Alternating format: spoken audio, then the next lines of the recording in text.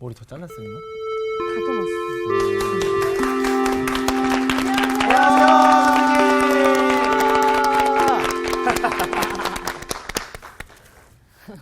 잘 지냈죠? 네. 화납니다. 화창하고. 네, 아유, 깜짝 놀랐어요. 화나신다고 해서. 여러분의 표정이 환하고 화창하고. 네. 그렇죠? 기분 좋아요? 네. 네. 고맙습니다. 이런 얼굴만 만나고 살면 참 좋을 것 같아요. 맞아요. 선생님이 딱 이렇게 등장하시니까 저희가 이런 얼굴로 바뀌는 거예요. 말도 잘해. 준비돼 있어요. 네. 오늘 성경 공부하게 될 네. 잠언 말씀은 잠언 18장 13절부터 24절입니다. 네. 우리 상우 씨부터 좀 읽을까요? 네. 사연을 듣기 전에 대답하는 자는 미련하여 욕을 당하느니라. 사람의 심령은 그의 병을 능히 이기려니와 심령이 상하면 그것을 누가 일으키겠느냐. 명철한 자의 마음은 지식을 얻고 지혜로운 자의 귀는 지식을 구하느니라. 사람의 선물은 그의 길을 넓게 하며 또 존귀한 자 앞으로 그를 인도하느니라. 송사에서는 먼저 온 사람의 말이 바른 것 같으나 그의 상대자가 와서 밝히느니라.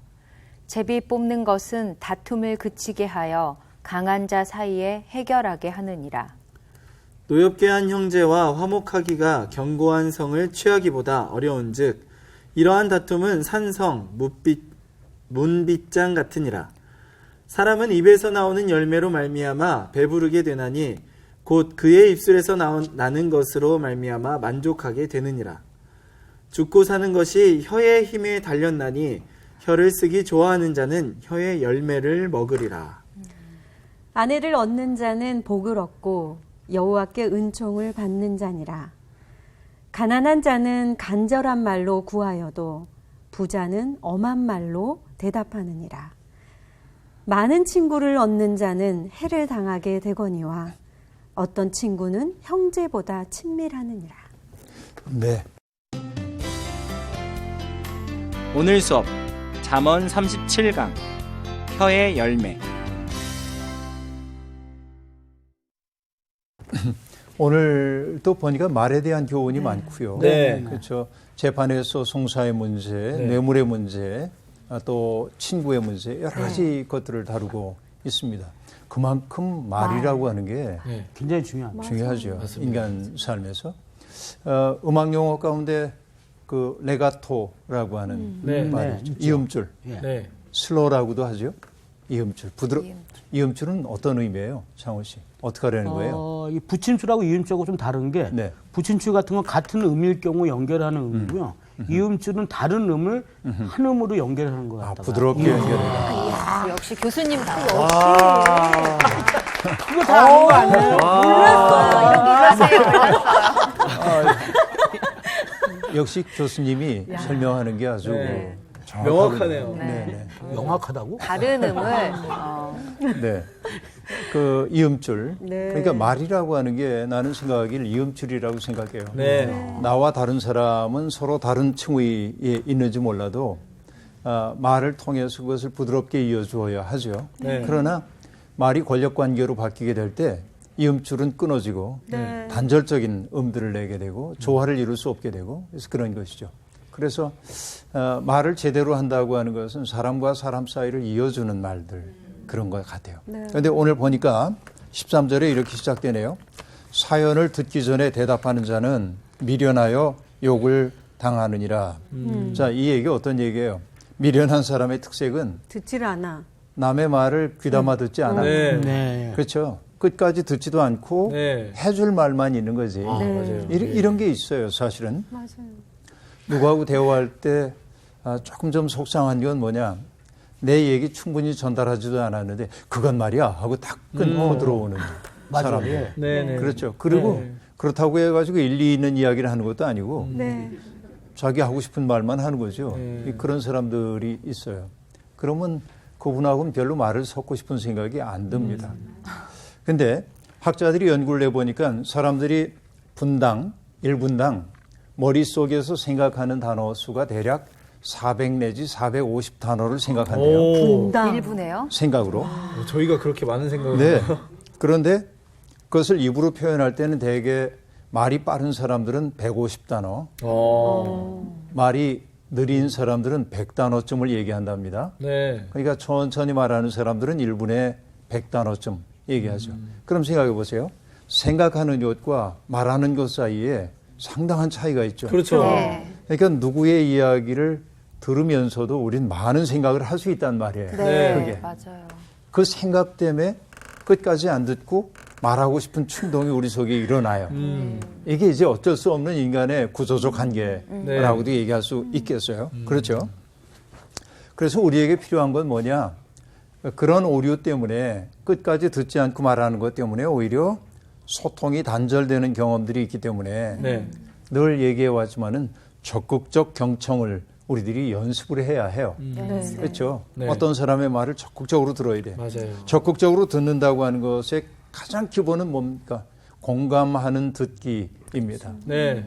그 사람이 하는 말을 판단하지 말고 네. 내가 뭐라고 정리해 줄 생각도 하지 말고 그가 하는 말을 있는 그대로 받아들이고 공감해 주고 아, 네. 그렇지 공감해 주는 거예요. 네. 그다음에 해야 하는 일은 뭐냐? 수용입니다. 받아들여 주는 거예요. 아, 네 말 듣고 보니까 맞아. 그렇겠어. 수용해 줘요. 그러고 나서 세 번째는 뭐냐면 적극적 이해입니다. 나는 내 말을 이렇게 들었는데 맞아? 이러면서 아, 내 말이 내게 제대로 전달되는가를 확인하는 과정이죠. 네. 이런 것들이 적극적 경청이에요. 네. 아, 우리 성경은 아니지만 외경에 나오는 집회서에는 말에 대한 교훈을 이렇게 말합니다. 자세히 알아보기 전에 꾸짖지 말라. 먼저 생각해 보고 나서 질책하여라. 듣기 전에 대답하지 말고 남이 말하는 도중에 끼어들지 말라. 그렇게 말합니다. 이게 집회서 11장에 나오는 말인데요. 네. 그렇죠. 끼어들지 말라. 아, 끼어들고 싶어 진짜. 큰일 났어. 그죠. 그러니까 그것만 자제해도 네. 우리가 의사소통에 상당히 성공할 수 있겠다 네. 하는 얘기입니다. 그 다음 구절 가볼게요. 네. 14절. 사람의 심령은 그의 병을 능히 이기려니와 심령이 상하면 그것을 누가 일으키겠느냐 하고 말합니다. 여기에 사람으로 번역되어 있는 히브리어는 본래 남자 혹은 장정을 뜻해요. 그러니까 남자다운 정신은 그의 병을 능히 이긴다. 여러분 이게 뭐 남자다운 정신, 여자다운 정신이 따로 있는가 모르겠습니다만 네. 어쨌든 이 가부장적인 질서와 문화 속에서 나온 말이기 때문에 여성들은 너무 화내지 말고 그래 이거 그런 문화적 한계 속에 나온 말이야 이렇게 이해하면 돼요. 네. 그러니까 여러분 요즘은 남자들보다 훨씬 용감한 여성들도 많잖아요. 맞아요. 뭐 우리가 차별적으로 남자의 정신은 굳건하고 여자는 뭐 연약하고 이건 말이 안 되는 얘기인데 정 반대인 것 같아요. 화내지 말고 네. 이제 네. 이걸 그대로 받아들여서 얘기를 좀 해봅니다. 심령이라고 하는 말, 여러분 사람의 심령은 그의 병을 능히 이기거니와 하고 말하는데 심령이라고 하는 말은 마음을 뜻하는 말이기도 하지만 네. 그의 의지를 얘기해요. 단호한 의지입니다. 그러니까 단호한 의지를 가지고 있는 사람은 그 육체적인 어떤 병도 이기게 만든다 하는 얘기입니다. 따지고 보면 여러분 암에 걸리는 분들이 있잖아요. 네. 정말 암 환자 많아졌는데요. 암에서 회복되는 사람들을 보면 대개 어떤 사람들이냐면 이 병 때문에 난 죽겠구나. 내가 이러다가 가족들에게 누가 되는 건 아닐까. 이 늘 병에 붙들려 있는 사람은 악화되기 쉽고 네. 병을 잊어버리고 네. 아 그래? 그게 내 운명이면 할 수 없지. 그러나 남은 세월 나 즐겁게 살 거야. 이런 사람들은 오히려 회복되는 경우가 아주 많이 있습니다. 이것은 뭐 통계 수치로도 나오는 거죠. 여러분 살다 보면 내 마음이 무너지고 나면 삶의 의미가 상실되면 제일 먼저 나타나는 증상이 뭐냐면 일상에 소홀한 거예요. 그렇죠. 네. 자기에게 주어져 있는 일상은 충실히 살아내지 않게 됩니다. 네. 방을 막 어지럽힌다든지 그렇죠. 신발을 신어도 꺾어 신고 다닌다든지 네. 뭐 이런 무질서함이 우리 속에 나타나기 시작하죠. 그래서 우리의 상황이 절망적일수록 우리가 살기 위해 해야 하는 일은 뭐냐면 내가 공동체 속에 속해 있는 한 존재라고 하는 사실을 늘 생각하면서 누군가에게 베끼치지 말고 내 삶을 단정하게 정리해야지 하는 거죠. 그래서 여러분 나치의 수용소에 갇혀 있었던 사람들이 살아남은 사람들은 대개 어떤 사람들이냐면 적극적으로 자기를 기획해가는 사람들입니다. 자기가 인간이라고 하는 사실을 나는 존엄한 존재라는 사실을 잊지 않으려고 했던 사람들. 그들이 살아남을 가능성이 더 많았다. 네. 그렇게 말할 수 있겠습니다. 그죠? 그러니까 여러분 그런 거예요. 심령이 상하면 일으켜 세우기가 어려워요. 그러니까 여러분 내 마음은 내가 일으켜 세워야 하지만 물론 여러분 하나님께서 우리의 마음속에 기둥 하나를 세워주시기도 하죠. 네. 그러나 하나님이 세워주시려고 해도 내가 수용하지 않으면 내 마음속에 기둥은 설 수가 없죠. 그러니까 여러분 언제나 우리에게 생명이 있는 동안에는 우리의 생명을 충실히 살아내야 할 소명이 있는 것 같아요. 그죠? 다음으로 가볼게요. 15절입니다. 명철한 자의 마음은 지식을 얻고 지혜로운 자의 귀는 지식을 얻느니라. 지식 구하느니라 하고 말하죠. 지식에 대한 얘기가 나오네요. 여러분 인간이라고 하는 게 유기체이죠. 네. 뭐 유기체의 특색은 뭘까요? 유기체의 특색이라고 하는 건 뭘까요? 다 연결되어 있어요. 연결되어 있죠. 네. 또 외부에 있는 것을 받아들여서 에너지를 받아들여서 자기의 삶의 에너지로 바꾸고 네. 그리고 사용되고 난 것들은 소멸 밖으로 내보내는 거예요. 지구라고 하는 것도 일종의 유기체로 볼 수 있습니다. 외부에서 오는 에너지를 받아들여서 네. 이 내부의 생명들을 살려내고 또 밖으로 나가기도 하고 그렇죠? 이렇게 호흡하고 있죠. 호흡하는 게 유기체의 특색이라고 볼 수 있습니다. 그런데 인간 속에 수없이 많은 외부의 것들이 들어옵니다. 그것을 수용하는 기관이 있는데 그 하나는 일단은 마음입니다. 우리의 마음.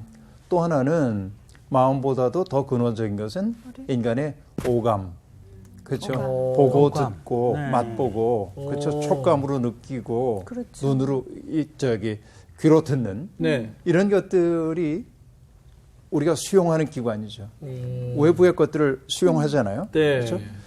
가장 직접적인 것은 눈으로 보는 것, 네. 또 귀로 듣는 것 이런 것들이죠. 네. 후각도 있고 네. 미각도 있고 촉감도 있고 이런 것들이 이제 오감에 속하는데 여기에서 대표적으로 지금 뭘 얘기하고 있냐면 마음과 귀를 가지고 얘기를 하고 있습니다. 그렇죠? 네. 그러니까 여러분 정신이라고 하는 것은 여기에 지식이라고 하는 것은 정신적 건강의 원천입니다. 그러니까 여러분 우리가 뭐 굉장한 지식을 갖는 그런 거 대학에서 어떤 전공을 하고 이런 지식을 말하는 게 아니고 네. 결국 삶의 지식, 삶의 지혜를 지금 말하고 있는 것인데요. 그러니까 어떤 사람이 명철한 사람이냐? 항상 배움을 위해 자기를 개방하는 사람들이라고 얘기했어요. 그렇죠. 늘 배울 것이 있는 거예요. 네. 옛말에도 있잖아요. 3살 아이에게도 배울 것이 있다고. 네. 그렇게 얘기합니다. 맞아요. 정말로 그렇죠. 네. 3살 아이에게 배울 게 많죠. 여러분, 저도 그 어린 아이들에게 배우는 게 뭐냐면 신뢰를 배워요. 네. 그렇죠. 그러니까 일전에도 얘기한 적이 있을 거예요. 있는데 내 딸이 어렸을 때 얘기인데 비행기 태워주는데 네. 아빠가 바닥에 들어누워서 애 배에다 발을 대고 네. 그 비행기. 네. 그 비행기 태워주잖아요. 네. 그런데 뭐 붙잡고 이렇게 이제 비행기를 태워주다가 네. 손을 살짝 놓고 네. 바로 위에 배 얹은 상태로 움직이면 무섭잖아요. 네. 근데 얘는 무서워하지 않아. 네. 그리고 깔깔거리고 좋아해요. 네. 걔 나중에 물어봤어요. 아무개야 너 무섭지 않아? 그러자 얘가 이렇게 얘기합니다. 설마 아빠가 딸을 떨어뜨리려고. 야. 설마가 떨어뜨릴 수 있는데. 네, 근데 여러분 이 신뢰의 마음이 내게 감동을 주는 거예요. 나를 이렇게 네. 신뢰하는 사람이 있구나. 네, 네. 그죠? 그러니까 내가 누군가를 신뢰하는 것도 소중한데 네. 누군가가 나를 신뢰한다는 사실을 알게 되는 것도 내 삶을 힘차게 만드는 거예요. 맞습니다. 그죠? 네. 그러니까 여러분 이런 거예요. 아이들에게도 배울 수 있어요. 맞아요. 언제나. 그러니까 여러분 세상에서 믿지지 않고 사는 방법이 있는데 자기의 생에 무엇이 다가오든 그 속에서 인생의 교훈을 하나쯤 얻으려고 하면 돼요. 네. 그렇죠. 제 아내가 암벽 등반을 하다가 추락을 해가지고 네. 중상을 입은 적이 네, 네. 있습니다. 그래서 병원에 실려왔어요. 저는 응급실에 가서 미리 대기하고 있고 헬기로 내려와서 앰뷸런스를 타고 병원에 오는 아내를 이렇게 앰뷸런스에 내리는 아내 손을 붙잡고 제가 얘기했어요. 여보, 모처럼 아픈 건데 미치지 마시오. 그렇게 얘기했어요. 잠깐만. 모처럼 아픈 거 뭐예요? 미치지 말라고. 이게 당신의 인생의 마이너스로만 기입되지 않았으면 좋겠다. 오히려 이렇게 고통을 겪었던 이것이 뭔가 인생의 플러스가 될 수 있으면 좋겠다. 네. 그런 의도로 이야기를 했어요. 사모님이 뭐라고 그랬어요? 끄떡. 아, 우리 선생님도 아니, 보통 아니신데 사모님도 보통 아니시죠. 그러니까요. 아니 그 상황에서 그런 말씀을 그러니까. 하시는 거 선생님도 대단하시지만 그러니까요. 그 말씀을 전하셨는데 그렇게 네. 받아들이신 사모님 또한 그러니까요. 뭐 어쩌겠어, 안 받아들이면. 그래서. 굉장히 네. 긍정적이신. 네. 네. 인생은 그렇게 살아야 돼요. 여러분, 늙음의 징조가 뭔지 압니까? 배우려 하지 않는 거요? 네, 배우려 하지 않는 건데 그 말을 다른 말로 얘기하면 옛 것에 의지하여 세상을 바라보는 거예요. 아. 옛날엔 이랬어. 옛날엔 내가 이랬어. 이게 늙음의 징조. 왕년에 이랬어. 왕년에 이랬고. 그런 거죠. 젊음의 징조라고 하는 것은 뭐냐면 늘 새로운 것과 대면하고. 네. 그러니까 여러분 그 촉수를 뻗어가잖아요. 네, 식물들이. 네. 그렇죠. 네. 이 촉수가 살아있는 게 젊음이에요. 아, 그렇구나. 그렇죠. 그러니까 그것은 뭐냐면 늘 새로운 것에 대한 호기심을 가지고 배우려 하는 태도예요. 네. 이게 여러분 지혜로운 태도, 네. 지식을 얻는 태도라 네. 하는 얘기. 다음 얘기 봅시다. 네.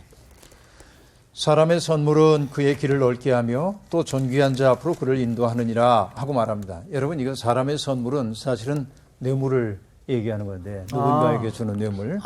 그러니까 뇌물이 문제 해결의 지름길이라는 얘기예요. 지금. 네네. 그러니까 뇌물을 바침으로 높은 사람에게 다가갈 수 있는 문이 열린다는 얘기입니다. 그러니까 뇌물을 잘 씁시다 하는 얘기가 아니고 네. 현실이 그러하다. 아, 지금. 네. 현실이 아니, 우리가 이- 살고 있는 현실이 그러하더라. 이 말씀만 보면 되게 좋은 말씀 같아요. 네. 그렇지. 그렇죠. 그러니까 소중한 여러분 선물. 로비 행위를 하는 것은 아, 그렇구나. 그것이 어떤 정책이나 결정에 영향을 미칠 수 있다고 믿기 때문에 네. 로비스트들이 네. 활동을 하고 있는 거죠. 그러니까 여러분 우리 사회에서 좋지 않은 말 하나 있는데 전관예우, 네. 전관예우 네, 그런 게 네. 있죠. 네. 우리가 다 아는 얘기입니다. 그러니까 막대한 돈을 들여서 힘 있는 변호사, 그러니까 판사 그만둔 지 얼마 안 된 아주 고위직에 있었던 판사를 그만둔 사람을 변호사로 고용해서 내 일을 맡기는 까닭은 판사 선후배 관계에서 나를 홀대하지 못할 거다 하는 그런 생각 때문에. 그렇죠. 이게 나쁜 거죠. 네. 왜 나쁜 거죠. 예. 예, 그런 현실을 지금 얘기하는 거니까 네. 여러분 장려한다고 봐서는 안 돼요. 네. 송사에서는 먼저 온 사람의 말이 바른 것 같으나 그의 상대자가 와서 밝히느니라. 여러분 진실이 드러나기까지는 어느 한편에 기울어서는 안 된다고 하는 얘기입니다. 사실 여러분 삶은 모호하기 이를 데 없어요. 보는 시각, 서 있는 자리에 따라서 달리 보입니다. 맞아요. 이게 뭐냐면 운동 경기, 예를 들어 축구를 한다고 봐요. 네. 네. 근데 이제 우리나라하고 다른 나라 축구 네. 시합을 해요. 중요한 경기예요. 그런데 우리는 늘 뭐냐면 외국에 나가서 싸우면 저 심판이 저쪽만 봐주는 거죠. 그죠? 맞아요. 편파적으로. 네. 저 사람 뭐 먹은 거 아니야? 그래요. 근데 딴 나라 사람들이 보면 또 어떨까요? 저쪽만 봐주는 거죠. 네. 권투 경기를 보더라도 우리 선수가 많이 때린 것 같아. 네. 항상. 네. 왜 우리 선수 입장에서 보기 그렇죠. 때문에. 예. 그렇죠. 여러분 그런 거죠. 서 있는 자리가 어디냐. 내 마음의 선자리가 어디냐에 따라서 네. 세상은 달리 보일 수도 있어요. 네. 모호합니다. 그렇기 때문에 누군가의 이야기를 듣고 그 말을 100% 믿으면 반드시 낭패를 보도록 되어 있죠. 이것을 이제 그렇게 표현하고 있다고 볼 수 있습니다. 그 다음에 나오는 얘기가 여러분 제비 뽑는 것은 다툼을 그치게 하여 강한 자 사이에 해결하게 하느니라 이렇게 말하고 있죠. 사실 제비 뽑기라고 하는 게 종교적 성격을 띤 판단이라고 볼 수 있는데 네. 현실 속에서 정말 제비 뽑기로 뭘 판단했는지는 알 수가 없습니다. 하나님의 뜻을 묻기 위해서 제사장들 옷에 우림과 둠밈이라고 하는 이걸 차고 있기도 했습니다만 어쨌든 여러분 사법적 분쟁을 해결하는데 제비뽑기를 사용했다는 증거는 없어요. 네. 그럼에도 불구하고 이런 말을 지금 하고 있는 까닭은 뭐냐면 정말로 결정하기 어려운 문제 앞에서는 하나님의 뜻을 구하는 게 좋겠다. 그 정도 뜻으로 받아들이면 되겠습니다. 다음에 볼게요. 네. 다음에 봐야 할 게 19절인가요? 네. 19절이요.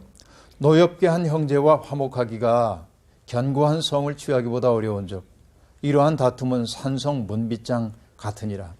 여러분 엊그저께도 어디 갔다 오는데 자동차 운전하는 분이 그런 얘기를 합니다.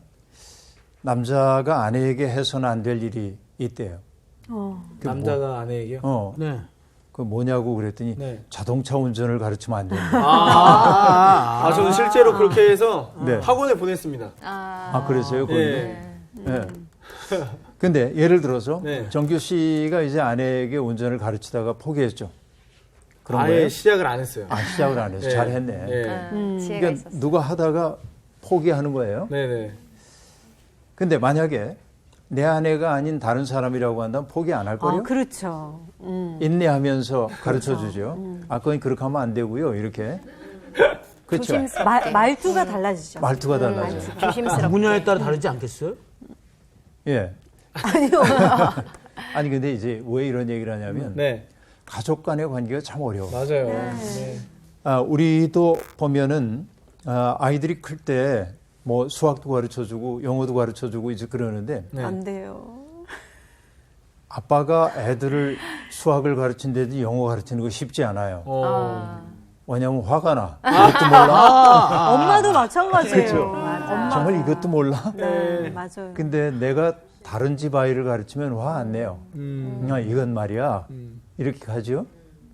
왜냐하면 기대하는 바가 있기 때문에 네. 그런 것 같아요. 맞아요. 이게 가족 관계가 정말 어려운 것 같아요.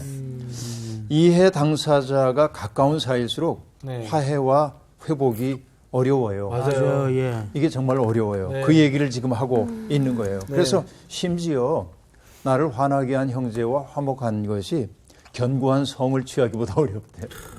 그게 얼마나 어려우면. 네. 그렇죠. 왜냐하면 살다 보면 내가 가족에게 받고 싶은 대우가 있어요. 네. 근데 그게 무너질 때 서운한 감정이 우리 속에 생깁니다. 네. 이것이 누적되면 저 사람이 나를 함부로 대하는구나 하는 마음이 돼요. 그렇게 변해요. 그죠? 네. 그래서 여러분, 사람들이 그 애완동물들을 좋아하는 까닭이 있어요. 상처받자. 왜냐하면 얘들은 전폭적으로 주인을 지지해줘요. 그렇죠. 그러니까 사람에게서 받을 수 없는 전폭적 신뢰와 사랑을 받죠. 이 애완동물들을 네. 통해서. 이게 여러분 씁쓸함이기도 하죠. 지금 우리가 사는 세상에. 그래서 네. 선생님 네. 결혼하면 왠지 그 친정 엄마하고의 마음이 결혼 전 상태하고 좀 다르거든요. 근데 그런 말씀을 하시더라고요. 친정 엄마에 대한 생각이 가장 친정 엄마와 딸의 존재가 위로받는 존재이기도 하지만 가장 많이 상처를 주고받는 그런 또 사이기도 하대요. 가장 친하기도 하면서도 그래요. 너무나 친정 엄마가? 그렇죠. 예, 결혼하고 나서 너무 친하다 보니까 또 상처도 받기도 하고 위로도 기대하는 바가 있기 때문에. 그러니까요. 그래요. 맞아요. 그렇대요. 기대하는 바가 있기 때문에. 이제 그렇죠. 그러니까 여러분, 예수님도 그런 말씀하셨죠. 소금에 대한 이야기를 하다. 너희 속에 소금을 두고 서로 화목하라 하고 얘기해요. 소금을 두라는 얘기는 뭐냐면 상처 입어 쓰라린 마음에 소금 뿌리면서 화목해라 그런 얘기는 아닐 거고. 진짜 아프겠다. 그건 아닐 거고. 네. 네. 소금이라고 하는 건 변치 않는 거니까 변치 않는 가치를 중심으로 너희들이 화목해야 돼. 적당히 절충하지 말고. 그래서 그런 뜻으로 받아들일 수가 있겠어요. 네. 어쨌든 여러분 그 가장 가까운 사람과의 다툼은 산성 문빗장 같아서 네. 여러분 이게 열리기가 좀 어려워요. 그래서 여러분 가족관계의 화목을 이루기 위해서 네. 가족 간에 특별히 이해관계에 문제가 생길 때 화해 이루는 방법은 하나입니다. 누구 하나가 손해보기로 작정하면 돼요. 내 몫을 챙길 거야 이렇게 하면 다툼밖에 안 나와요. 네네네. 난 됐어 네. 얘기하고 누군가를 복되게 하려고 그러면은 네. 화목이 찾아와요. 그러니까 언제나 그래. 누구 먼저 내려놓기 시작하면 네. 되는 거죠. 그러니까 저 사람이 나한테 이렇게 대우해 줘야 돼라고 생각하지 말고 네. 그 사람의 입장에서 그를 위해 뭔가 해주기 시작할 때 화해의 문이 열리는 것 같아요. 네. 다음으로 볼게요. 네. 20절입니다. 사람은 입에서 나오는 열매로 말미암아 배부르게 되나니 곧 그의 입술에서 나는 것으로 말미암아 만족하게 되느니라.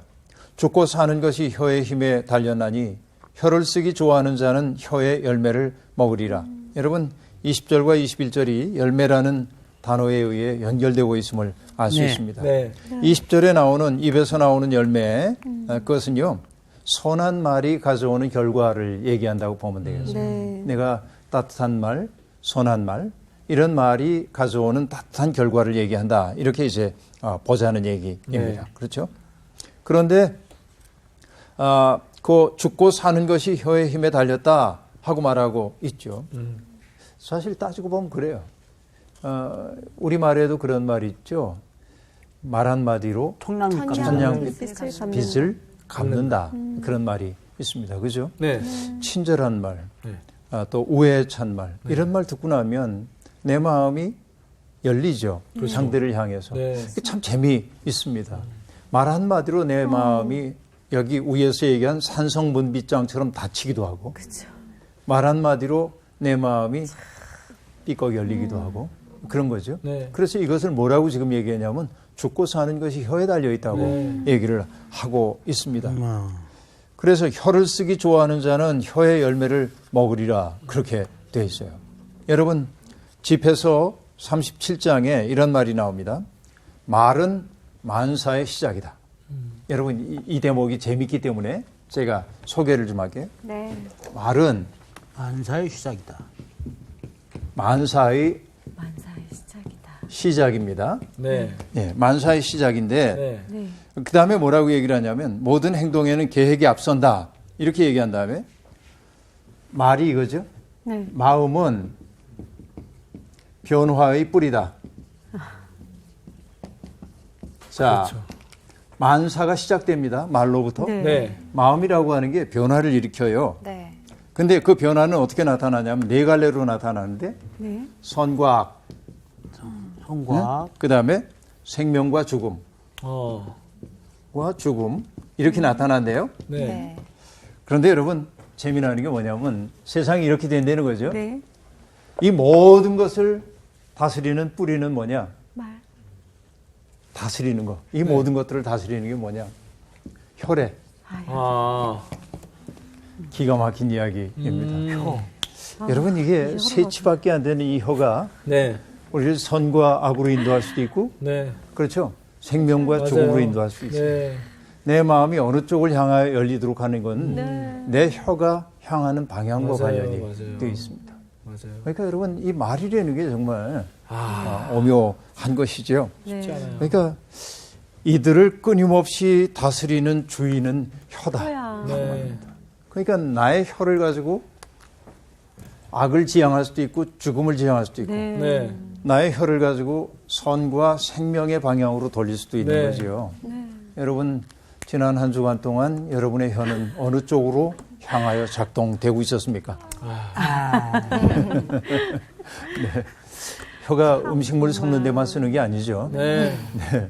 이게 혀가 모든 걸 다스린다. 이게 참 기가 막힌 이야기 네, 맞아요. 같아요. 여러분 하이데거라고 하는 사람이 들려주는 삶의 이야기를 보면은 인간을 근본적으로 인간의 기본적인 정조라고 하는 게 불안이라고 얘기하고 있는데 인간의 기본적 정조가 불안이래요. 네. 그런데 그 모든 것들을 판결하는 게 시간이라고 하는 말이 또 나오기도 하는데 거기에 비추어 볼 때 이거는 훨씬 더 정물적으로 우리에게 얘기합니다. 결국 내가 사는 것도 죽는 것도 내가 선한 사람 되는 것도 악한 사람 되는 것도 내 혀를 어떻게 사용하느냐에 달려있다. 그렇게 말하고 있네요. 네. 그 다음에 보겠습니다. 이렇게 되어 있죠. 아내를 얻는 자는 복을 얻고 여호와께 은총을 받는 자니라. 뭐 아내뿐이겠어요. 빚금 긁고 남편 그렇게 얘기할 수 있겠는데 네. 여러분 아내를 얻는다라고 하는 말은 아내를 찾는다라고 하는 말이기도 합니다. 성실하게 찾아야 함을 뜻해요. 일전에도 얘기했지만 창세기에 보면 하나님의 창조 이야기, 그렇죠. 날마다 창조된 세상을 보고 하나님이 좋아하셨죠. 보기에 좋았더라. 네. 그런데 여러분, 보기에 좋지 않았다고 하는 게 하나 있었죠. 네. 기억나죠? 뭡니까?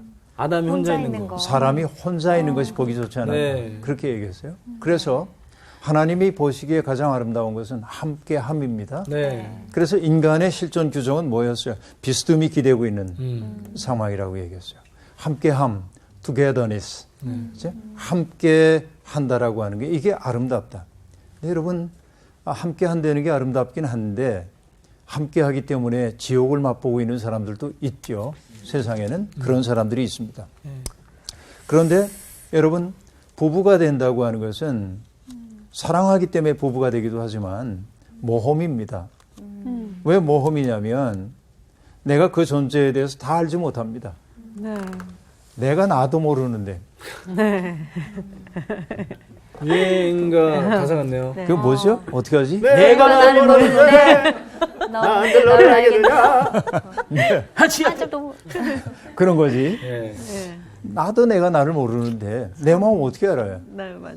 그렇죠. 그런데 그대를 어떻게 알겠어요? 네. 근데 여러분, 그렇게 사랑하기 때문에 결합된 이들도 일상적인 시간과 공간을 함께 점유하며 살다 보면 네. 그에게 낯선 부분들을 발견하게 되지요.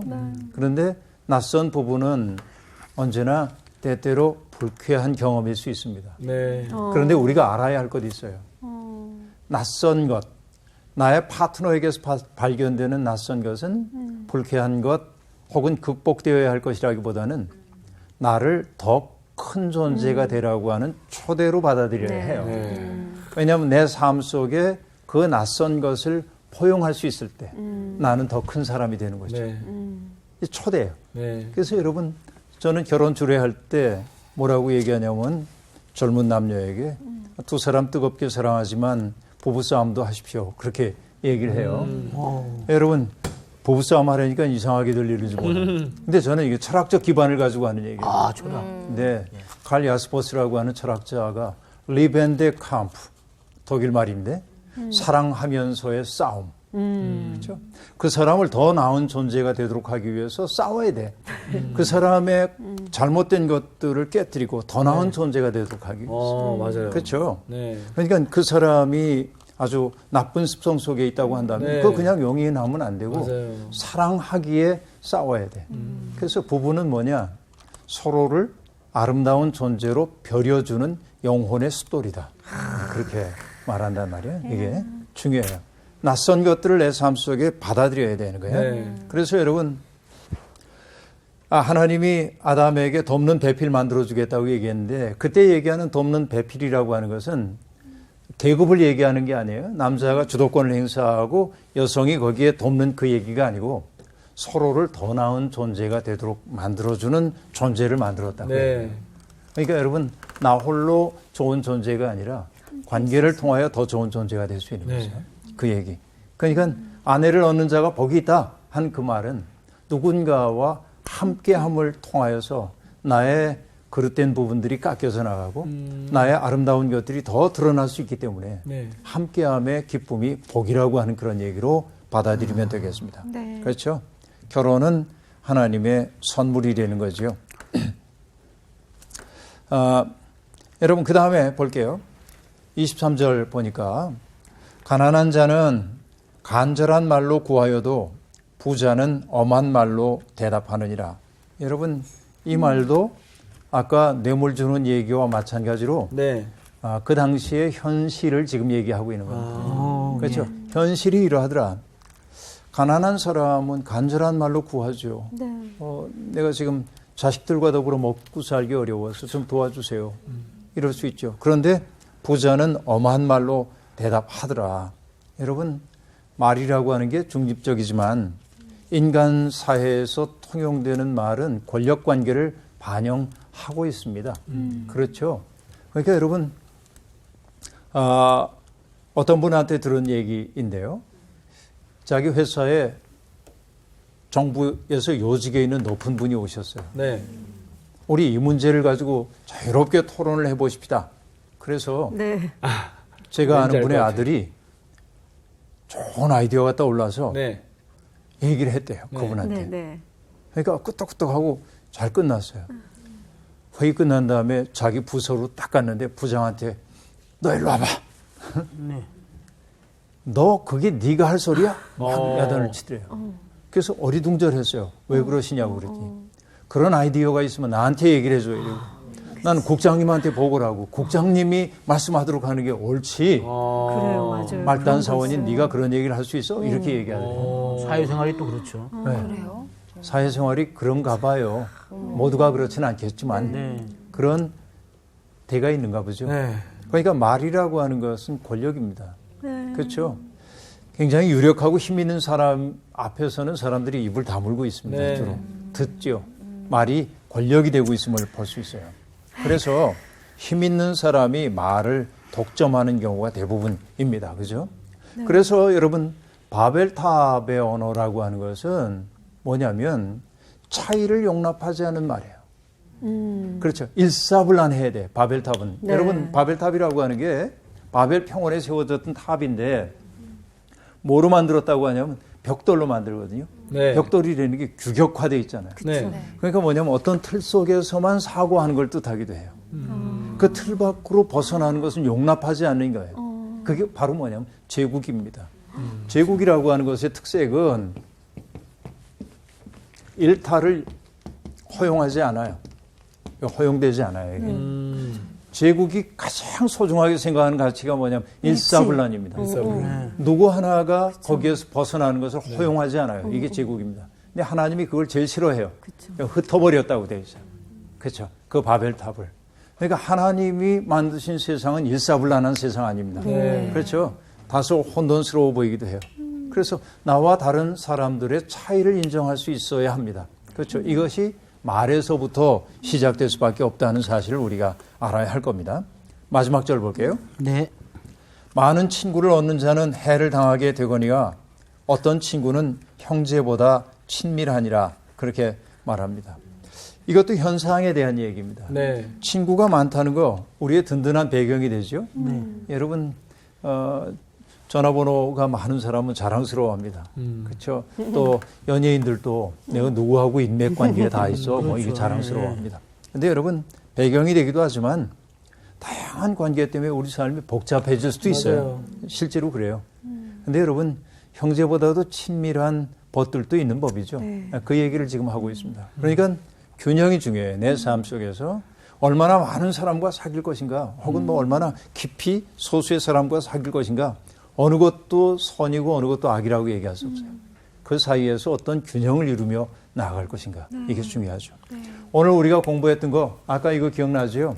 말이 만사의 시작이고 네. 마음이 마음이 변화의 시작인데 네. 선과 악, 생명과 죽음. 근데 이 모든 것을 움직여가는 거 뭐예요? 혀. 그러니까 여러분 한 주간 동안 살면서 우리가 가지고 있는 이 혀를 생명 살리는 방향으로 잘 사용하면 좋겠어요. 네. 네. 네, 수업 마칠게요. 감사합니다.